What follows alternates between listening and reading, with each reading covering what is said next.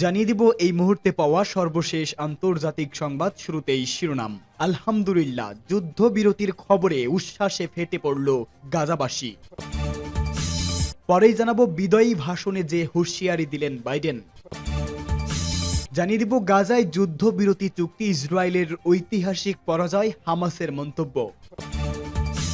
এদিকে যুদ্ধবিরতিতে ইসরায়েল হামাসের সম্মতি কি থাকছে চুক্তিতে, এবং সর্বশেষ জানাবো যুদ্ধবিরতিতে রাজি হওয়ার পরও গাজায় হামলা চালাচ্ছে ইহুদিবাদী ইসরায়েল, নিহত অন্তত ৩০। শুনছিলেন সংবাদ শিরোনাম, এবারে বিস্তারিত। গাজায় যুদ্ধবিরতির খবরে উল্লাসে ফেটে পড়ল গাজাবাসী। দীর্ঘ ১৫ মাস ধরে চলা ভয়াবহ যুদ্ধ বন্ধ হওয়ার খবরে উল্লাসে ফেটে পড়লেন সর্বস্ত্র হারানো গাজাবাসী। বাঁধবাঁধা উল্লাস করতে দেখা গেছে তাদের। মধ্যপ্রাচ্যের দেশ হামাস ও দখলদার ইসরায়েলের যুদ্ধবিরতির চুক্তিতে রাজি হয়। যুদ্ধবিরতির খবরটি শোনার সঙ্গে সঙ্গে মধ্য গাজা দেইর আল বালা ও অন্যান্য এলাকায় হাজার হাজার মানুষ জড়ো হন। আনন্দে তারা একে অপরকে জড়িয়ে ধরেন। দিনটিকে স্মরণীয় করে রাখতে অনেককে মুঠোফোনে ছবি তুলতেও দেখা যায়। গাজা শহর থেকে ভূখণ্ডের কেন্দ্রস্থলে অবস্থিত নুসেইরাত ক্যাম্প বাস্তুচ্যুত ৪৫,০০০ বয়সী রান্ডা শামে বলেন, আমি বিশ্বাস করতে পারছি না যে ১ বছরেরও বেশি সময় ধরে দুঃস্বপ্ন অবশেষে শেষ হচ্ছে। আমরা অনেক মানুষকে হারিয়েছি, আমরা সবকিছুই হারিয়েছি। যুদ্ধবিরতি কার্যকর হবে আগামী রোববার থেকে। ঘোষিত যুদ্ধবিরতিতে মূল মধ্যস্থতাকারী হিসেবে ভূমিকা রেখেছে যুক্তরাষ্ট্র, কাতার ও মিশর। কাতারের প্রধানমন্ত্রী শেখ মোহাম্মদ বিন আব্দুর রহমান বিন জসিম আল থানি ও যুক্তরাষ্ট্রের প্রেসিডেন্ট জো বাইডেন আলাদা বিবৃতিতে যুদ্ধবিরতির কথা নিশ্চিত করেছেন। যুক্তরাষ্ট্রের নবনির্বাচিত প্রেসিডেন্ট ডোনাল্ড ট্রাম্পও সামাজিক যোগাযোগ মাধ্যমে যুদ্ধবিরতির কথা জানিয়েছে। যুদ্ধে অবরুদ্ধ উপত্যকাটির প্রায় প্রতিটি পরিবারের এক বা একাধিক সদস্য প্রাণ হারিয়েছে। অনেক পরিবার নির্বংশ হয়েছে। ইসরায়েলি হামলায় গাজার ঘরবাড়ি, স্কুল, হাসপাতাল এবং রাস্তাঘাট সহ নানা অবকাঠামোর যে পরিমাণ ক্ষয়ক্ষতি হয়েছে তা কাটিয়ে উঠতে দীর্ঘ সময় লাগবে। বিদায়ী ভাষণে যে হুঁশিয়ারি দিলেন বাইডেন। যুক্তরাষ্ট্রের প্রেসিডেন্ট জো বাইডেন জাতির উদ্দেশ্যে তার দেওয়া বিদায়ী ভাষণে দেশে কতিপয় অতি ধনী অলিগার্ক শিকড় গেড়েছে বলে হুঁশিয়ারি দিয়েছেন। তিনি বলেন, একটি প্রযুক্তি শিল্প কমপ্লেক্স আমেরিকানদের অধিকার ও গণতন্ত্রের ভবিষ্যৎ লঙ্ঘন করেছে। ওয়াভাল অফিস থেকে ভাষণ দেওয়ার সময় বাইডেন কতিপয় মানুষের হাতে সম্পদ এবং ক্ষমতা কেন্দ্রীভূত হওয়ার বিষয়ে সতর্ক দিয়েছেন। নবনির্বাচিত প্রেসিডেন্ট ডোনাল্ড ট্রাম্পের কাছে ক্ষমতা হস্তান্তর করবেন বাইডেন বলেন, আজ যুক্তরাষ্ট্র একটি ব্যাপক সম্পদ, ক্ষমতা ও প্রভাবের অধিকারী অলিগার্কি আবির্ভূত হচ্ছে, যেটা অক্ষরিক অর্থে আমাদের গোটা গণতন্ত্র, আমাদের মৌলিক অধিকার, আমাদের স্বাধীনতা হুমকির মুখে ফেলছে। তিনি কতিপয় অতি ধনী মানুষের হাতে ক্ষমতার বিপজ্জনক কেন্দ্রীয়করণ এর দিকে এবং তাদের ক্ষমতার অপব্যবহার যদি না থামানো হয় তাহলে তার বিপজ্জনক পরিণতির দিকে দৃষ্টি আকর্ষণ করেন। অতীতের সামরিক শিল্প কমপ্লেক্স সম্পর্কে পরলোকগত প্রেসিডেন্ট ডোয়াইটি আইজেনহাওয়ারের হুঁশিয়ারির কথা স্মরণ করে বাইডেন যোগ করেন, আমি সমানভাবে প্রযুক্তি শিল্প কমপ্লেক্সের সম্ভাব্য উত্থান সম্পর্কে উদ্বিগ্ন, যেটা আমাদের দেশের জন্য প্রকৃত হুমকি হতে পারে। গাজায় যুদ্ধবিরতি চুক্তি ইসরায়েলের ঐতিহাসিক পরাজয় বলে মন্তব্য হামাসের। ১৫ মাসের বেশি সময় ধরে চলা হামলার পর গাজায় হামাসের সঙ্গে লড়াই, যুদ্ধবিরতি ও জিম্মি চুক্তি সই করেছে ইসরায়েল। এই চুক্তিকে ইসরায়েলের ঐতিহাসিক পরাজয় বলে আখ্যায়িত করেছেন ফিলিস্তিনি প্রতিরোধ আন্দোলন হামাসের শীর্ষ নেতা খলিল আল হায়া। এক প্রতিবেদনে এই খবর দিয়েছে টাইমস অফ ইসরায়েল। এক টেলিভিশন ভাষণে আল হায়া বলেন, গাজায় ইসরায়েল তার কোনো লক্ষ্যই পূরণ করতে পারেনি। যুদ্ধবিরতি এবং বন্দি বিনিময় চুক্তি ঐতিহাসিক মুহূর্ত, এটি ইসরায়েলের জন্য এক বিশাল পরাজয়। জার্মানির ডিপিএ সংবাদ সংস্থার বরাতে আল হায়া বলেন, আমাদের জনগণ দখলদারদের সব প্রকাশ্য ও গোপন পরিকল্পনা ভেস্তে দিয়েছে। আজ আমরা প্রমাণ করেছি যে আমাদের প্রতিরোধ দখলদারদের কখনো জয়ী হতে দেবে না।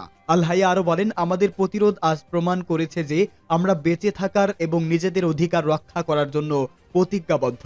দখলদারদের কোনো ষড়যন্ত্রই আমাদের দুর্বল করতে পারবে না। তিনি প্রতিশ্রুতি দিয়ে বলেন, হামাস কখনোই ইসরায়েলি হামলা ভুলবে না বা ক্ষমাও করবে না। আমাদের প্রতিটি রক্তবিন্দুর জন্য প্রতিশোধ নেওয়া হবে। নিউ ইয়র্ক টাইমস অনুসারে আল হায়া ২০২৩ সালের ৭ অক্টোবরে ইসরায়েলিদের বিরুদ্ধে হামাসের আক্রমণকে সামরিক কর্তৃত্ব এবং জনগণের জন্য গর্বের বিষয় হিসাবে প্রশংসা করেছেন। ওই হামলায় গাজার যুদ্ধের সূচনা করে। আল হায়া ওই বক্তব্যে ইঙ্গিত দেয় যে হামাস এখনও আপোষহীন অবস্থানে রয়েছে এবং ভবিষ্যতেও ইসরায়েলের বিরুদ্ধে তাদের প্রতিরোধ চালিয়ে যাবে।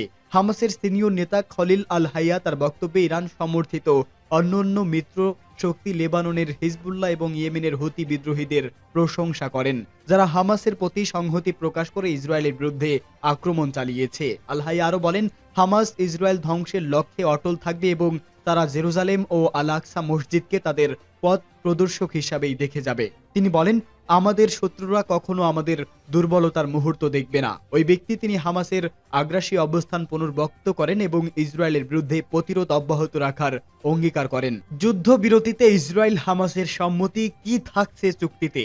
ইসরায়েলের সঙ্গে গাজার যুদ্ধবিরতির চুক্তি অনুমোদন করেছে। এই চুক্তি 3টি ধাপে হবে। কাতার, মিশর ও যুক্তরাষ্ট্র এটি বাস্তবায়নে সাহায্য করবে, খবর আল জাজিরার। প্রথম ধাপের 6 সপ্তাহ ধরে হামাস 33 জন বন্দীকে মুক্তি দেবে, যার মধ্যে সব নারী, শিশু ও নারী সেনা সদস্য থাকবে। এরপর 50 বছরের বেশি বয়সী পুরুষদের মুক্তি দেওয়া হবে। ইসরায়েল প্রতিটি নারী সেনার জন্য 50 জন ফিলিস্তিনি বন্দীকে এবং প্রতিটি নারী নাগরিক বন্দীর জন্য 30 জন ফিলিস্তিনি বন্দীকে মুক্তি দেবে। ইসরায়েল গাজার জনবহুল এলাকা থেকে 700 মিটার দূরে তাদের বাহিনী প্রত্যাহার করবে। বেসামরিক নাগরিকদের গাজার উত্তরে ফিরে যেতে দেওয়া হবে এবং প্রতিদিন 600 ট্রাক ত্রাণ সরবরাহের অনুমোদন দেওয়া হবে। আহত ফিলিস্তিনিদের চিকিৎসার জন্য গাজার বাইরে যাওয়ার অনুমতি দেওয়া হবে। রাফা ক্রসিং 7 দিন পর খুলবে। ইসরায়েলি বাহিনী ফিলাডেলফি করিডর থেকে তাদের উপস্থিতি কমিয়ে 50 দিনের মধ্যে সম্পূর্ণ প্রত্যাহার করবে। দ্বিতীয় ধাপে ফিলিস্তিনি বন্দীদের মুক্তির বিনিময়ে জীবিত জিম্মিদের মুক্তি, স্থায়ী যুদ্ধবিরতি ও ইসরায়েলি বাহিনী পুরোপুরি প্রত্যাহারের বিষয়ে থাকবে। তৃতীয় ধাপে মৃতদেহ ফেরত দেওয়া এবং গাজা পুনর্গঠন শুরু হবে, যা মিশর, কাতার ও জাতিসংঘের তত্ত্বাবধায়নে হবে।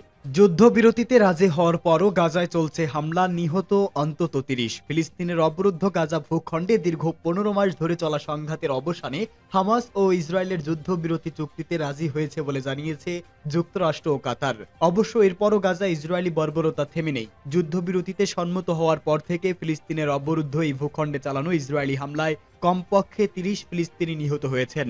এই তথ্য জানিয়েছে সংবাদ মাধ্যম আল জাজিরা। সংবাদ মাধ্যমটি বলেছে, দীর্ঘ 15 মাস যুদ্ধের পর হামাস ও ইসরায়েলের মধ্যে একটি যুদ্ধবিরতি চুক্তি হয়েছে বলে মধ্যস্থতাকারীরা নিশ্চিত করার পর গাজার ফিলিস্তিনিরা আনন্দ উদযাপন করেছেন। আগামী রোববার থেকে যুদ্ধবিরতি কার্যকর হতে চলছে। যুদ্ধবিরতি চুক্তির পরও ইসরায়েলি বাহিনী অবশ্য গাজা উপত্যকা জুড়ে তাদের হামলা চালিয়ে যাচ্ছে এবং চুক্তির কথা ঘোষণার পর থেকে এই ভূখণ্ডে অন্তত 30 ফিলিস্তিনিকে হত্যা করেছে ইসরায়েল। হামাসের কর্মকর্তা ইজ্জাত আল রিশেক বলেছেন, কাতারের রাজধানী দোহায় যে চুক্তি হয়েছে তাতে গাজা থেকে ইসরায়েলি বাহিনীর সম্পূর্ণ প্রত্যাহার, বাস্তুচ্যুত লোকদের তাদের বাড়িতে ফিরে যাওয়ার এবং যুদ্ধের স্থায়ী সমাপ্তি সহ ফিলিস্তিনি গোষ্ঠীর সমস্ত শর্তই পূরণ করা হয়েছে।